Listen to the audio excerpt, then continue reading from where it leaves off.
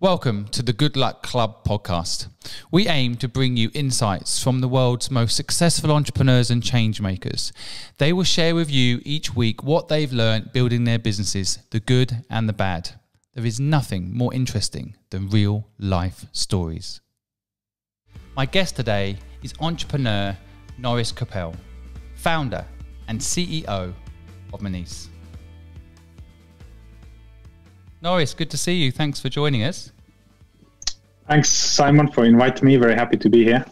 I wonder if we could start off the podcast by you telling my audience a little bit about yourself. Yeah, sure. How long have you got? I've got rather sort of a long story, but so basically I'm in early 40s, originally from a tiny country called Estonia, which is what I call a land of unicorns, because the concentration of unicorns there is number one in the world. But aside from the country itself, I'm also from a very tiny, little, small, and as a family, never really had much money, and sort of coming from very, very humble beginnings. But fast forward into where we are today, I've built a number of businesses in the past sort of 15 years or so, and mostly in financial services actually, and technology. So fintech, I guess, is my thing. And Monese, as you mentioned, is basically a digital banking service that has been around for about 5 years. This is my latest venture, and the idea is that we are making banking just so much easier for people and removing many of the complexities that are, holding people back. I was just looking online. I mean, correct me if I'm wrong. You've got over 2 million users. Yeah, you're correct. It's actually significantly more right now. We haven't published recent figures, but the business has been growing incredibly fast over the past few years, and it's only feels like it's still only maybe few percent done. So it's very early still for us. Very impressive what you've done, and you're revolutionizing the industry. Can you tell me a little bit what success means to you personally today and for your business? How do you measure success?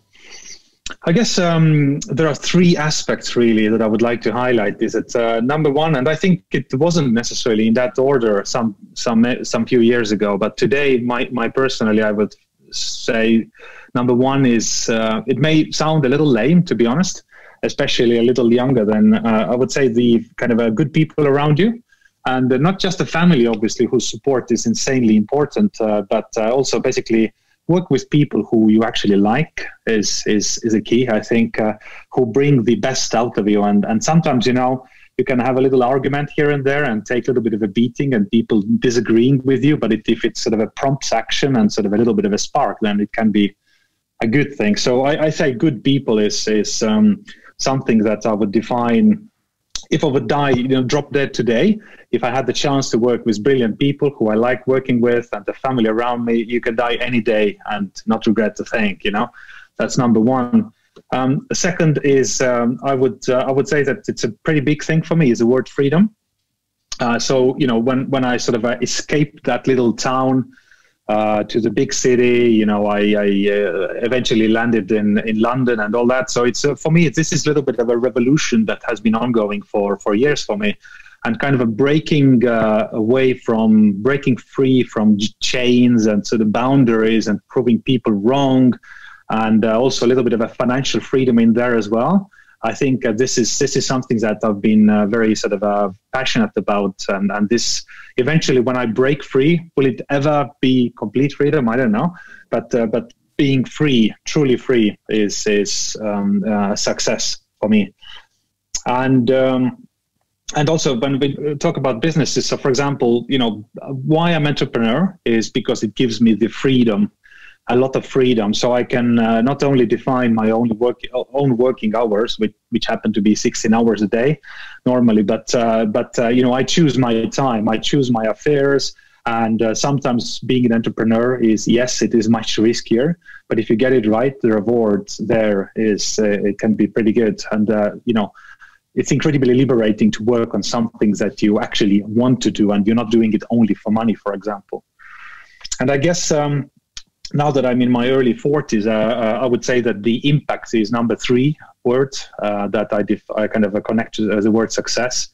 So myself, I've been a vegetarian for like 15 years of my life because of, I worry about impact.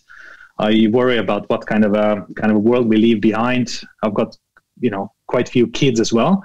So kind of worry about that and trying to do a good thing, trying to do something that really impacts, people around me and as many people as possible positively. It's a kind of a things that really prompted me to actually create Monese, which is very, very much focusing right now on making sure that there is a good service, a good product that actually enables people to thrive, the freedom to thrive, not worry about the finances so much, reduce the stress and mental health that come with poor money management. So all that is I would say, if I do these three things, good people. Get myself in a place where I can be breaking free from things like finances and whatnot, and the impact as well, then that's it for me. That's the most important. You've just described my personal utopia as well. I mean, it's those three things, such great insights for my listeners. I think wisdom that probably has taken you a few decades to come to terms with. Right? I mean, I imagine the 20-year-old you. What was the 20-year-old you like? A bit reckless, I would say. So, I really wish I should have started the business and being an entrepreneur when I was in my early 20s. I've seen so many people right now, youngers who start much earlier, who, get a little bit of an education, and sort of smart people who start much sooner. So, early 20s is the best time, right? I mean, if you don't have kids, you don't have any mortgages, all this stuff that is kind of holding you back, it's so much easier. And I started really kind of in late 30s, I would say, sort of a mid 30s. And, I was married, I had my first child. And then, when I started Monese, I mean, I had two more young kids. And I was the only provider in the family, and creating this insanely risky business at the time that was pretty crazy idea at the time as well. I mean, it's just, I wish I started all this in my 20s. It's a very interesting point. What made you leap into self-employment? What happened? I guess I had a little bit of a kind of a life-changing event. So first of all, I kind of started reading a lot about sort of a financial education, like Robert Kiyosaki talking about kids education. How do you build through property? How you can build with a bit of a financial freedom. So I actually started doing that letter by letter, and before I knew it, I was actually financially free. So I paid off all my sort of a uni debt and credit cards, and I was pretty reckless in 20s.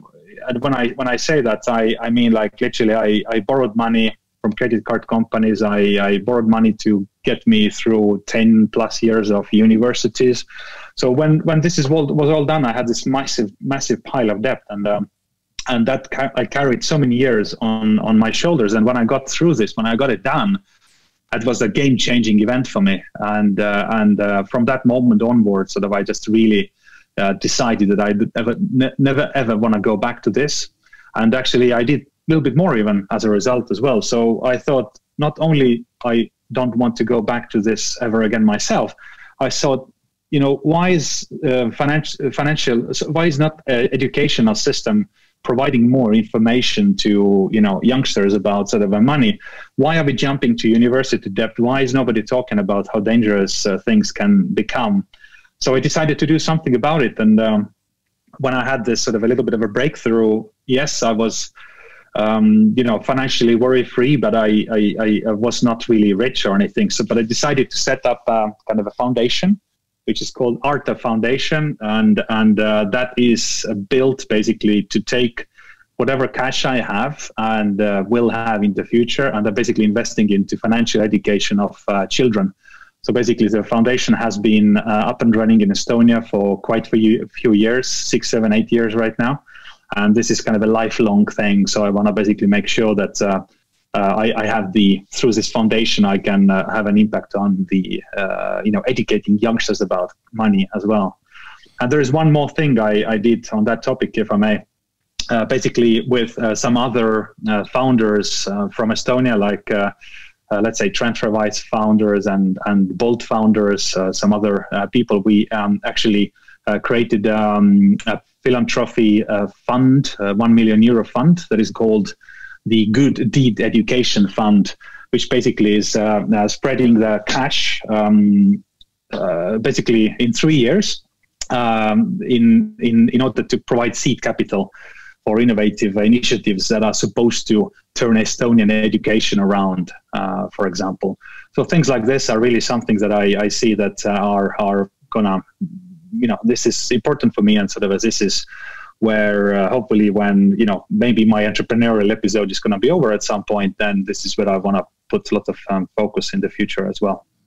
That's wonderful to hear, giving back like that, and realizing I couldn't agree more. I think in education in general, it's ridiculous that the financial piece isn't taught to kids. Entrepreneurship isn't taught to kids. I mean, a lot of what entrepreneurship is a set of skills, isn't it? I mean, it's kind of crazy to me that that's not taught. So it's great that you've set up that foundation to try and bring that to the younger generation. Was it hard to set up a foundation out of interest? I think setting up is not that hard. It's like a little bit like setting up a company. I mean, you can do it in 10 minutes or half an hour. But how you kind of take it, how you keep it going, and how do you get people there who actually keep it going? That's another matter. And with the foundation, I knew it's going to be lifelong journey, so I didn't massively rush, and initially it was kind of, I didn't do very much, but at some point a professional team emerged, and kids were actually being sort of educated, and that was pretty amazing. But it's still sort of constantly needs kind of nurturing and making sure it doesn't kind of slow down. So I think it's as I said, ongoing thing. That's great. It's a wonderful thing to plan for. I think a lot of people will relate to what you're talking about, especially my young audience who do come out of university with debt, and they want to start something of their own, but they are labelled with this debt. It does feel like a trap, right? So you managed to build your way out of it. I think a lot of people will be interested in a book around that. You should probably release a book. Sounds like there's a big story about how to make that happen. It took so many years. It took so many years. So I really encourage people to approach this systematically. If you apply system there and you're careful with things, you can be out in no time. So when you decided to start your own first business, when was that? What was the first business that you actually said, right, this a for-profit business? It was a tiny business, basically. It was, me and my friends, we wanted to, again, sort of, not be employed by somebody else. So we wanted to do our own business. And it was 3 friends setting up a little kind of, I did websites. Another friend of mine was a computer teacher. And another one basically built computers as a hardware. So 3 of us, we created this little business. And, that was my start. So I was a website builder, basically. So this is very important, I think, for people to listen to. You as a founder of a new kind of bank, a CEO, successful entrepreneur, we all have to start somewhere, right? So, that first business, was it just simply you didn't want to work for someone else, or was it, the vision piece that you now have has taken time to mature, right? For a lot of young people, again, I think they sometimes think that the first business they do has got to be this brilliant visionary thing, but it's not always best to do it that way, right? Step by step. Yeah, interesting enough, they say also that when you look at the common sort of misunderstanding is that the most successful founders or let's say companies are built by very young founders, which is not actually true. So when you look at data, you will find that actually many people who are successful, they actually have built multiple businesses, smaller businesses before, and only it starts really going really, really well when they have a little bit of an experience. Under the belt as well. So I think I've done, failed and tried many things, and, built kind of started businesses. I think I've started, created maybe 30 plus businesses, but most of them super, super tiny and never took really off. And I think only when I look hard and look back, I mean, Monese right now is the best one that has really taken off, and lots of people believe in it. Team, obviously your customers and investors as well. So it's pretty sizable now. But in a way, you had to do those 29 plus businesses before that to be able to build what you've got today. That's your education in a way, isn't it? That's how you've figured out how to do Absolutely. it. Absolutely. And I mean, also, I think it's important to be through this experience, and some people pick it up much quicker than I did, but it's just enormously important to kind of learn to push yourself through basically outside your comfort zone. For some people, it comes more naturally. And I would say if you're younger, then also it comes more naturally to you.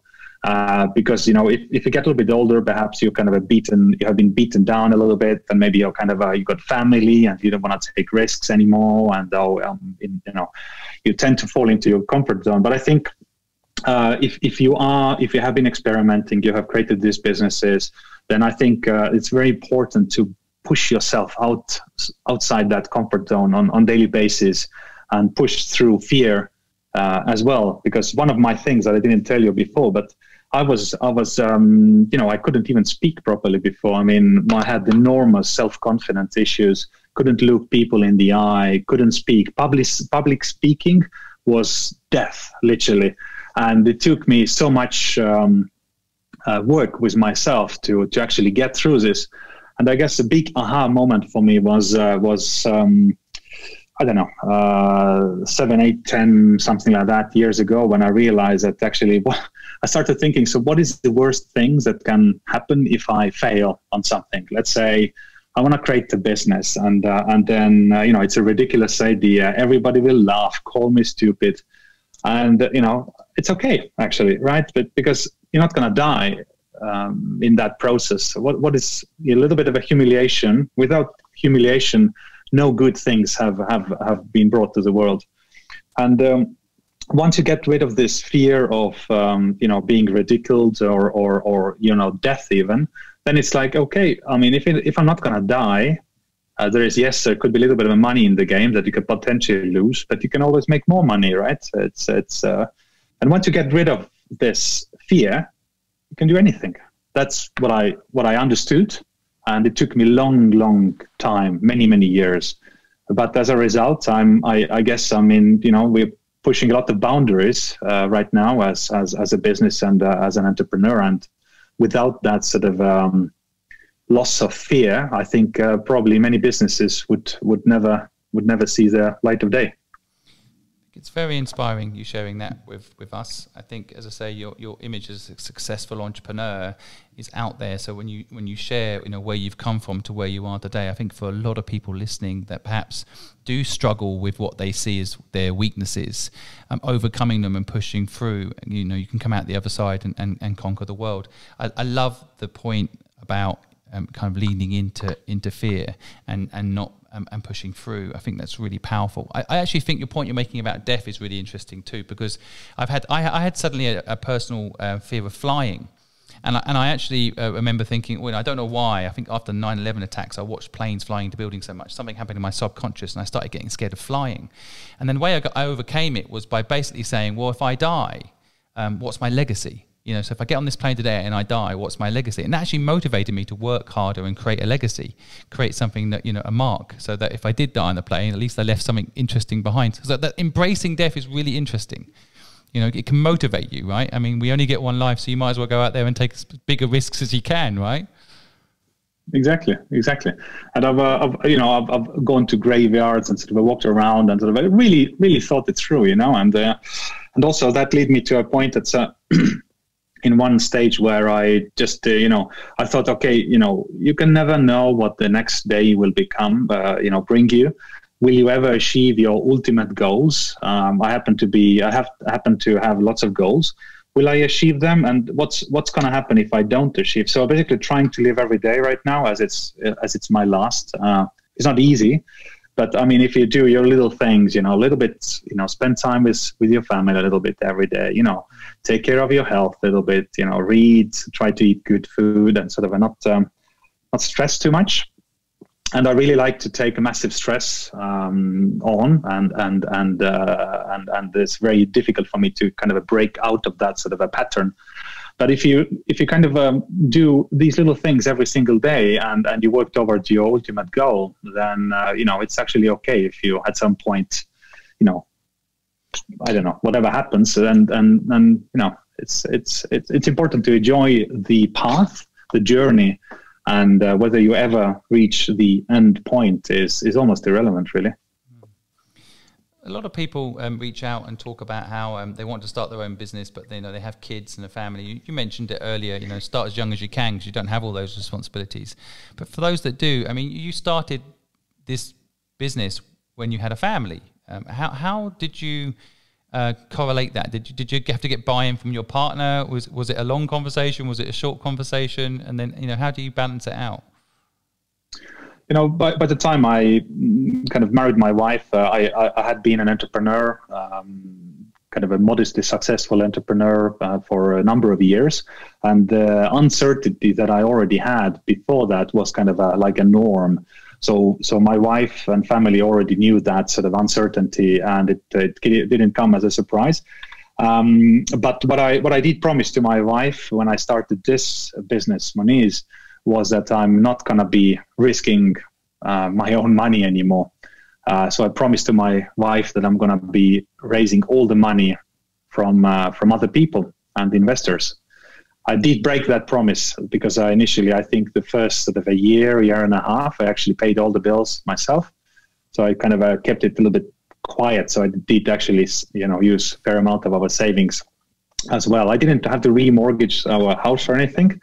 And I did raise the other money from friends, family, start as a starting point, and then obviously from angels and professional venture capital firms as well. But I mean, it was pretty sort of an interesting conversation, I guess, with my wife initially, because as I said, so I had 3 kids at the time, and 2 of them were young, newborn, pretty much, and but she was very sensible about it, luckily. Otherwise we wouldn't probably be here today. Well, I think I always say to people who want to become entrepreneurs, you've got to have the right partner in life to back up that desire and that drive that you have as an entrepreneur. That's key to actually unlocking being an entrepreneur. So I feel blessed to have a partner that's like that. You sound like you're blessed to have a partner like that. But it is an interesting one. I also think it's very interesting you talk about risking your own money. I think it's kind of a struggle for entrepreneurs, isn't it? Because I think surprisingly asking for money isn't that easy. And if you can, but I think what you're doing is so big, you can't financially. I don't think anyone could financially build the sort of business you're building on your own. Plus, the partners you brought in can add value. That's the big thing. Like, we know each other through Outward VC. Just quick shout out to those guys. I know they've invested in you, but ultimately, actually, you can bring so much value to the table if you actually have outside money coming in as well, right? Yeah, absolutely. I mean, it's initially I would also advise that people, if they have day jobs, don't leave that day job go, keep it. And then you do your thing in the evenings and you spend a little bit more and more time. And when it kind of seems like it's actually going to take off, or there is any kind of external funding already, only then maybe let go. But I let go immediately. Like I was falling into darkness day one pretty much. And so I just had to learn to fly. But I would not advise it because it's typically it's a bit risky, because most businesses, as you know, typically fail. So you don't want to sort of jeopardize your financial well-being and be in that depth that I mentioned early on. But as you go, I mean, let's say it picks off with a little bit of a friend's family money. Let's say it picks off, and you're not going to waste their money and kind of go into bankruptcy day one. The next stage really is professional investors and VCs, like you mentioned, outward VC guys, and then.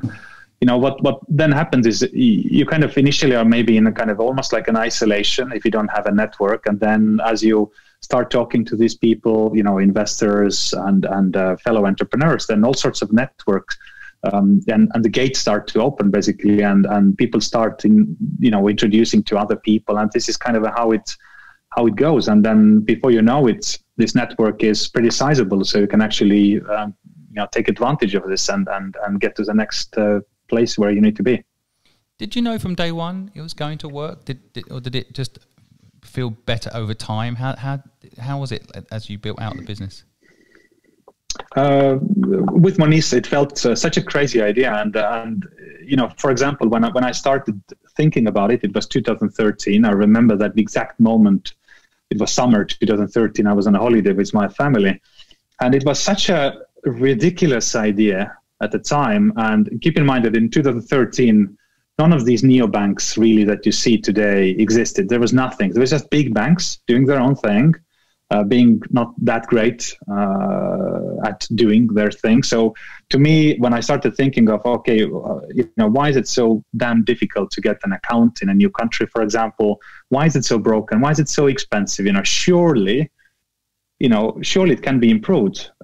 Big aha moment for me was when I flew over to London, walked into a big bank and said, I want an account.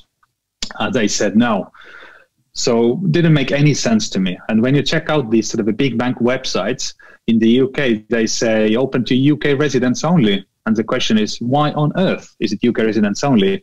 Is it forbidden? Is the law saying no? Oh, it's not the case. It's just because the bank's inability to monetize people who don't sort of tick all the boxes or onboard these people who don't tick all these boxes. So I thought there must be an opportunity there. It must be done. That will do it. And then, but it was 2013, right? So it took a couple of years before I actually could launch this thing. But I'm really thankful for early supporters and early investors who believed in this. And I must say it was a pretty ridiculous idea, in 2013. But then 2015 happened and, it just exploded. So I'm really thankful about sort of the fact that I happened to be in a right place, right time. So timing could not be better. So it was a little bit of a luck there as well, because there are big shifts in the world, and that shift happened precisely where I was at the time as well. What caused the shift? I took advantage of that. What caused the shift, do you think? Why in 2015 did it suddenly become? It was not like COVID. Now you can understand it. You can understand it right now, couldn't you? No one wants to go. What caused that moment? The mobile revolution. I would say that basically banking was broken way before that, obviously, but mobile really started to kind of emerge a lot. And right now we're looking at you're taking your phone, you're holding it, you're checking your email and stuff. But before that, it really wasn't the case. I mean, desktop dominated massively. Mobile was still kind of emerging. And then I sense that mobile is probably at some point going to really overtake web. It's going to dominate. And if that happens, why can't the bank be in your mobile phone? And I think that was a big aha moment for many, many people, because the speed of internet, the mobile revolution, it just made sense. What was the hardest bit about setting up the business? Was it? I'm sure there's lots of licensing, and was it building the technology? Was it getting mentally prepared for it? What was the hardest part? I think the hardest part really was to bring people out, basically drag people outside their little boxes. So it's people have, this weird sort of understandable kind of a, mindset, obviously, that some things that kind of exist already, that this is the way to go and there's nothing that can be changed dramatically, right? This seems to be this sort of this safe, as I said before, the comfort zone is people that people really love that. And I say to this day, it is the hardest thing still, 7 years later, with this business, kind of opening people's minds and kind of showing them that there is a world outside a tiny box is still the biggest challenge 7 years later. It's interesting. I find the same thing about, there's a lot of very talented people out there that can absolutely be entrepreneurs, but they've been told that they should be lawyers or they should be something else and therefore don't think they're entrepreneurs. It's kind of interesting how people get, I want to say brainwashed, which is a bit hard, but definitely the system puts them inside a box, as you say. And yes, it's interesting that was the biggest challenge. I'm interested in your view whether you think entrepreneurs are born or bred. To be honest, it's a little bit of both. Perhaps both probably are true, because some people are just, brave and bold and they always seem to have ideas. And I happen to know some people like this. That doesn't mean that they are always successful. I've seen, failures and successes when entrepreneurs are born or bred. I'm bred, I think, because I really needed to push myself outside that box that I talked about earlier. I guess it also helps that I'm coming from this tiny country that was part of Soviet bloc many years ago, and coming from an environment where you don't have anything really, so you constantly need to be creative around how do you get clothing, how do you get basic stuff like food. So you have to basically do many things with very limited resources. So I think it's kind of was in my DNA, and that sort of a creativity I've carried with me, all the time. So I think it's bred that way. Were your parents entrepreneurs? No, not really. No, my mother was a teacher, and my father was basically he was working for. What would you call it? It's kind of a like a council thing in that town. So there was nothing indicating really that I could ever be an entrepreneur. And to be honest, until I was basically just before I founded my first business, I think until that point, I honestly did not believe that I would ever become an entrepreneur. And I thought I thought the box I was putting myself in I'm a good web developer. All I want to do is that. I will never be a leader. I will never be able to confidently talk to people. All I want to do is somebody gives me a task, I execute this, and I was in a happy place, I guess. And I never thought I could be anything else. It's interesting. And what do you think changed? Why did you suddenly realize you could be a CEO of a bank? What made you realize this? And I guess that was a journey, right? So, I mean, initially I really sort of broke free from the debt that I had, sort of a credit card university debt. That was kind of a big aha moment. I started reading books. I did this my sort of a smaller businesses. Then I realized that bloody hell, I can, I've been in universities for like 10 plus years, mostly to avoid military service. But I did graduate. In London. I got my degree. But it's not a master's degree. I actually wanted to do masters and maybe even PhD, but then I thought that's a waste of time, because at the time I was already kind of in this entrepreneurial mindset, and I realized that, if I can actually employ people who are smarter than me, and I can still be, a CEO or a leader, then smart people, they need a little bit of encouragement, and then you get the job done. You don't actually need to be the smartest person in the room. It's interesting. 10 years in education is a long time. What was your degree in? What was that experience like for you? I did. I swear I went to 3-4 different universities, but never graduated. So I studied law, nearly finished, got my degree, but I quit just before I got the degree. So I just didn't like law at all, but it has been enormously helpful in my later years, I must say. I studied economy as well, and then finally landed in computer science, basically, which I eventually graduated and finished, but I just didn't enjoy it at all, I must say.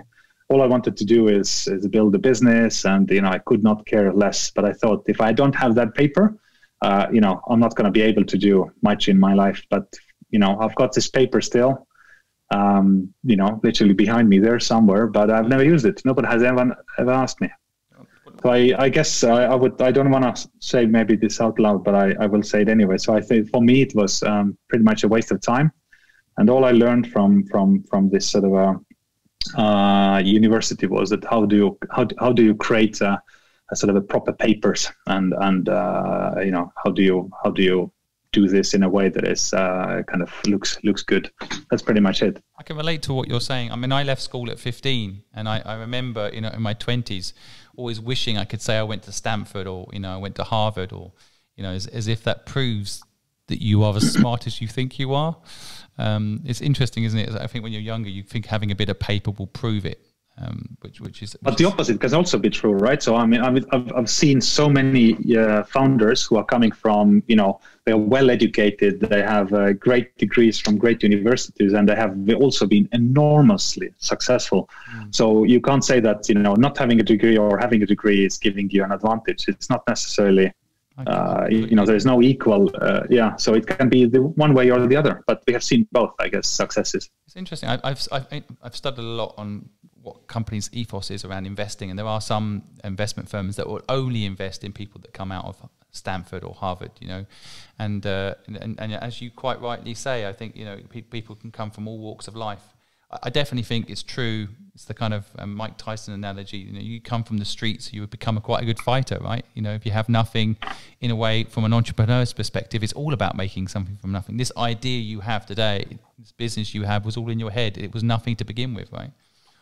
But yeah, exactly. But when you're building out a business, if advising people to start a business, what are the first few steps you think people should think about? Is there any quick tips there?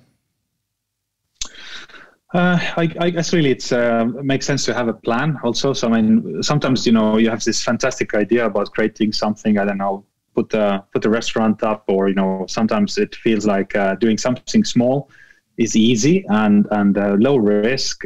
But I would perhaps advise to think a little bit differently. So first of all, I guess it's however fascinating the idea may seem, really taking time to build a plan around it, kind of a little bit of a boring financial stuff as well, is always an advantage, because you kind of need to, when you need to create like a 5-year plan and think of, you have to show it to whoever is going to fund that journey, that kind of gives it more maturity, I would say. And second thing I would like to also encourage is, we all have 24 hours a day. So it's much more tempting to go after something small that gives you like a little bit of an income and kind of, like a family business kind of a thing. But is it going to be something you want to do, for the rest of your life? For example, if that answer is yes, then go for it. But other than that, if we all have the same 24 hours a day, it's proven that building something bigger actually takes exactly the same amount of effort. So why not kind of dream a little bigger, try to do something that actually enables you as a human being sort of to evolve, to develop, have a big impact and whatnot, because we all got the same amount of time. Yeah, I think that's a really interesting point, and I have tried to say this to people too. Sometimes it's actually easier to run a big company than a small company. You actually it's harder to get it there, but once you've got it there, you have more freedom. If you aren't in the office for a few days, it's not the end of the world. The company will run without you. Whereas when you have a small business, it's a lot harder actually. And so building something big, as you say, can also same amount of time. There's an argument. In fact, you buy time by making something bigger. You give yourself more impact, right? Back to your original 3 points, impact is so important. And so, yeah, absolutely. And I feel like right now I'm kind of in a stage where for the first time, I guess I can, sometimes look at and not be kind of constantly putting out fires myself. And I can see actually team executing brilliantly. And if I would drop dead, again, death, right? So it's probably nothing dramatic business is gonna survive, right? So it's not gonna die. So it's a beautiful thing to watch if it actually gets to that level that regardless of you being there 16 hours a day or not, it's gonna actually it has life of its own. I'd say it's the holy grail for entrepreneurs, as far as I'm concerned. You can build something that will last without you. That's the real testament of building something strong and exciting, I think.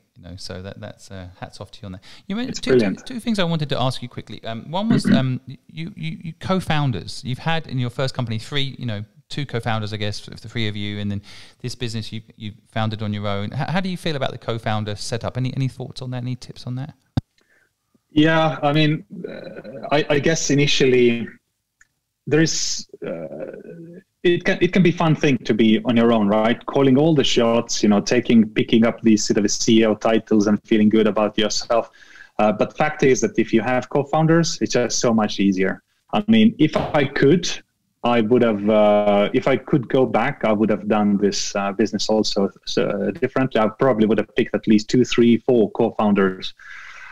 And if you're kind of a solo founder, first of all, people don't want to invest in you because you have to cover all your weaknesses by hiring from outside. I mean, it's just in the US particularly, it's some VCs don't even fund solo founder businesses, so you're gonna have so life is pretty it's pretty lonely as an entrepreneur and the CEO. So you really don't have many people to talk to or rely on. So it just makes sense to have a co-founder so you can share the burden.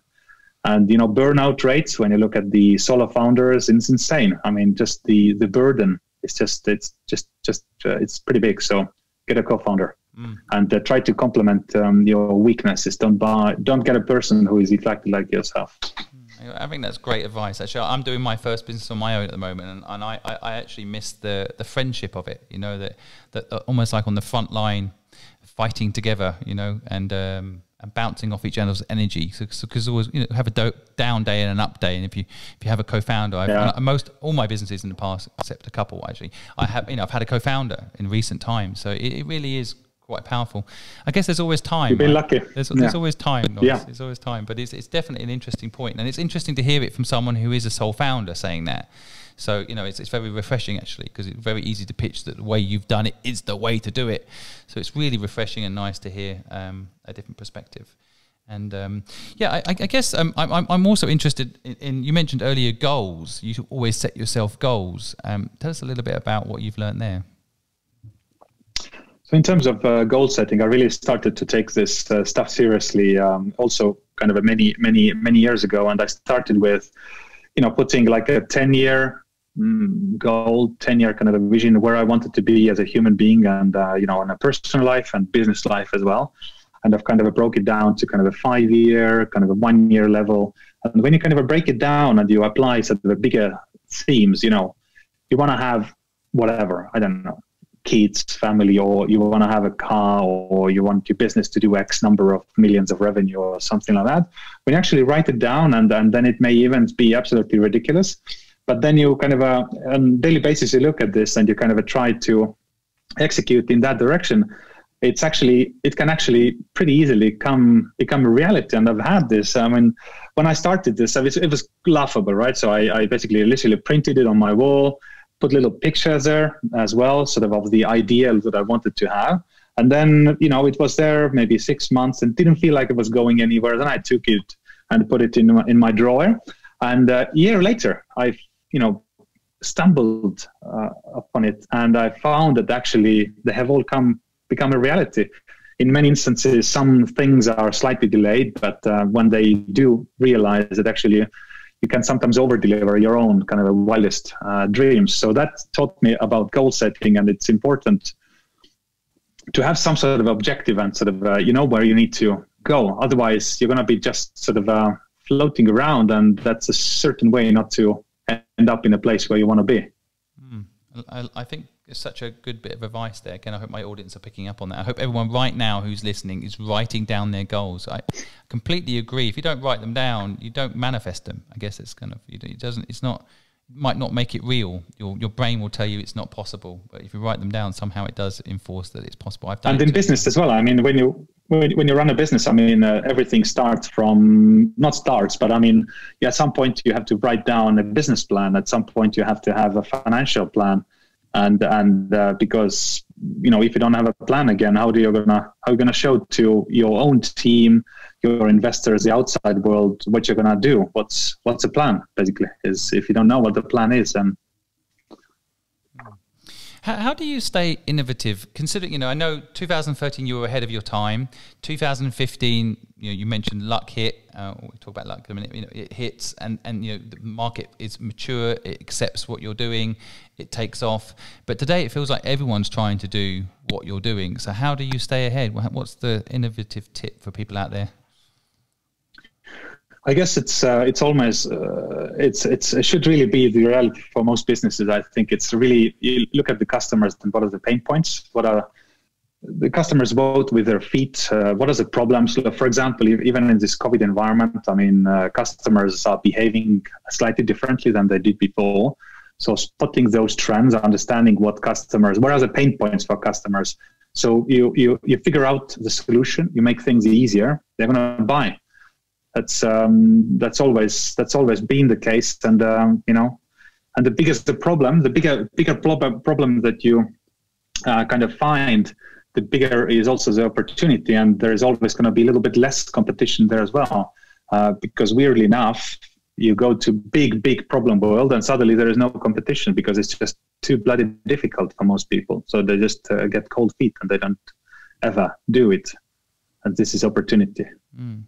So you think innovation is talking to customers? I mean, it's an element, because I think back to what you were saying earlier, and I kind of get conflicted in my mind a bit. You ask a customer to do a thing that they're not used to, they probably say they don't want it. It's the Steve Jobs model, right? Which is like the customers don't know what they want. I'm going to give them what they want. I'm not. Henry Ford said, if I asked my customers what they want, they would have said a faster horse. My customers don't know what they want, and I'm going to give it to them, or ask customers what they want. Because they're voting with their feet, you've got to keep an eye on it. So is there a balance as a leader in innovation? Yeah, absolutely. I'm not even perhaps saying that you should actually, we do talk to our customers quite a lot. We do surveys and all that, but I don't think the innovation comes from that. I think it's if you just look at the patterns that are kind of emerging with the way people behave, and if they have a problem, then identifying that problem, I guess, is and you can actually do this without asking people what they want, because they almost always give you a wrong answer, to be honest. It's innovation. Perhaps innovation should probably not come, as you said, from asking people if they want kind of a faster horse. Yeah, it's definitely an interesting problem, I think, as businesses evolve as well. Where do you get the innovation from? I always remember the Yahoo story where they tried to buy Facebook. So they tried to buy in the innovation. They knew it was coming. They were aware how something like Facebook could change the landscape. They tried to buy it. They offered $1 billion, but it wasn't enough, right? So, I mean, do you think that's a reasonable strategy? People out there with businesses today, a lot of the audience have a business and they're thinking about how to survive in a COVID world. I mean, what do you think about buying in innovation? Is it you've got to have it internally as a mindset, do you think? I mean, there are companies who are, getting better and better every year by acquiring other companies, and whether this is something that, I think there is a good way how you can buy the innovation, how you can buy a company that has sort of a fantastic, talented people in there. There are right ways of doing this, but I've also seen many failures. When I look at, for example, in my own space, that I've seen that sort of some early attempts have been bought up by some big banks, and they have turned these companies into dust. So there is many things that can go wrong, but I think ultimately, if you as a business, you want to kind of acquire talent or become more innovative by acquiring another team or doing things like this, then I think it's really, makes sense to sort of really think about it in a deeply, and understand also that if that team or talent that you're going to be kind of taking on board, then what does it take to actually keep these people around, and whether it's sort of a golden handcuffs and kind of keeping them on board for a couple of years. Or is it actually making, not actually changing the dynamics of that business that much, and perhaps kind of giving them the ability to fly within your org the same way as they flew before. But I think it's more possible to get it wrong, I think, than to get it right. So I'm not a big believer in sort of buying innovation as such, but it can work. Just feels like quite a fast-moving space you're in now, so innovation must be permanently on your mind. Staying relevant. Sorry, very professional podcast. My dog starts barking. This is the problem with doing podcasts from home now. Barking dogs. Sorry, folks. But yeah, I mean, it's definitely an interesting subject. I was looking at how Instagram continued to be successful when Facebook bought them, and a big part of it was it was two entrepreneurs talking. First of all, I think that helps, and then allowing the entrepreneurs at Instagram to continue to run it with autonomy. Yeah. And I think, to your point, that's sometimes the best way, let them do what they need to do. Don't stifle their innovation, which is what happened at Vine when Twitter bought Vine, right? I mean, it should have been TikTok. Vine should have been TikTok, but it got corrupted by the Twitter infrastructure. So definitely fascinating. Look, I could talk to you forever. You have a big business to run. So I'm going to let you go. One final question just before we end. If you went back to your younger self and gave some advice, what would it be? start earlier and try to avoid having a full-on family with mortgages and all that stuff. Basically, do the business, start the business first, and then create everything else. That would be enormously helpful, because if you start later with all the burden, I'm not saying burden, but I mean it's just so much more difficult, because you have to then split your time, your wallet, and all that stuff. So I would tell myself start sooner. And the second advice I would give myself is do not start a financial services business. It's just too damn hard.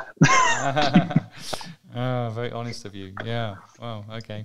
I don't think your younger self is going to listen, by the way, and I hope he doesn't, because we wouldn't be sitting here today hearing about the amazing things that you've done. So, but fascinating. Thanks for sharing. I'm going to sum up a few things that I've taken from today's podcast. I love what you mentioned earlier about pushing through fear, leaning into it. I feel like you almost revel in it now. The risk piece is almost like, you love it. You love the risk piece, which I think is such a wonderful thing to embrace.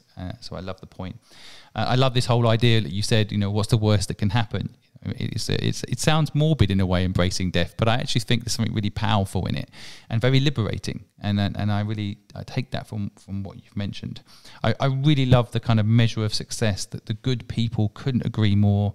I wish more people would hire good people, and makes your life more enjoyable and gives a much more positive vibe to the business. I absolutely love it. I think freedom, which is my favorite saying in Braveheart, one of my favorite movies, freedom, absolutely, people need to experience it once in their life, even if it doesn't work as a business, that the freedom you can have to make your own mission, your own vision, and hire good people. Ironically, they connect, right? I love that. I think this kind of the choice of risk you mentioned, that which ties into freedom, but that ability to take the risk that you want to take, that's just so powerful. And then the impact piece, which I think I want to say comes over time, because you can make an impact as you get better at what you're doing. But those those three things, good people, freedom, and impact, is such a powerful combination. I hope people write it down and keep it for when they're building their own businesses. You apply it. I think it's so powerful. And having nothing is sometimes a good thing. It teaches you to be an entrepreneur. Your background that you mentioned in Estonia and how you grew up. I know a lot of people out there right now having it hard. They don't have a lot. But I think from that, I had nothing as well. At 15, I left home with nothing. I actually think that made me successful, because I had nothing to lose. But equally, you learn to be innovative, as you mentioned, Norris, which I think is so true. So, I'm not saying that if you've got a lot, you can't also do something with that. That's a different type of superpower. But having nothing can also be incredibly powerful and create such innovation. I guess this is just a personal thing, but I concur with Norris, so I'm going to say it. I do think have a co-founder.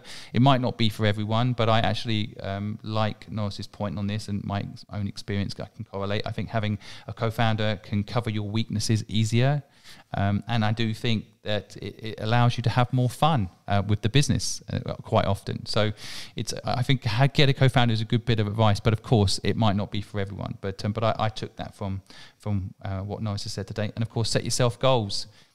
Put it down in paper and make them big, audacious goals. Why not? Because it really is true what Norris is saying. I think I wish I was told this when I was 15. It's easier to build a big company than a small company. It sounds counterintuitive, but actually it's true. And you can have a bigger impact. You can hire more good people, and you get even more freedom. So it all links together.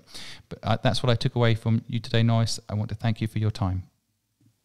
Thank you, Simon. Thank you, listeners. It's been a pleasure. Thank you very much. Bye-bye. Thank you for listening to the Good Luck Club podcast today. I hope you found what Norris had to say useful. We want to interview the world's most successful entrepreneurs so that they share their knowledge with you, so you can go out there and build a purposeful business and enjoy your day to day. If you found what Norris had to say useful, then I'd really appreciate it if you clicked his business link down below and went and followed him on social media. And if you're feeling really generous, maybe go and open up an account and experience the seamless service that he has created. I want to thank you again for listening to today's Good Luck Club podcast. We know you have thousands of podcasts you could be listening to. We feel extremely lucky that you took the time to listen to ours.